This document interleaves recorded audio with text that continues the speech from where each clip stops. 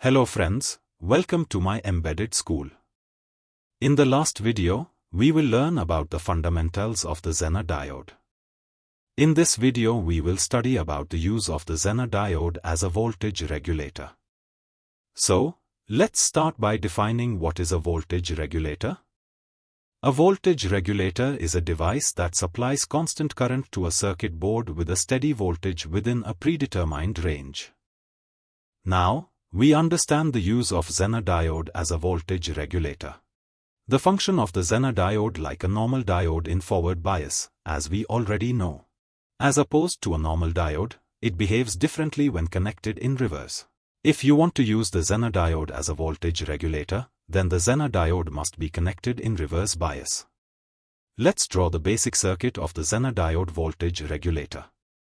The Zener diode is connected in reverse bias across the load resistance RL, whose constant output is desired.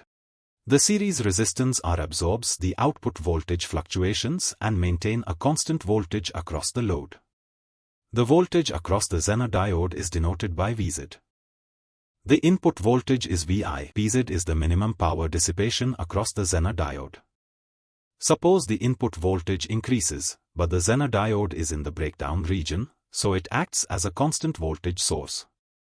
So, the output voltage remains constant, V0 is equal to Vz. The excess voltage is dropped across the series resistance R. Due to this voltage drop, the value of total current I increase. This current will flow from the Zener diode. So, the load current remains constant. Hence, the output voltage remains constant irrespective of the change in input voltage.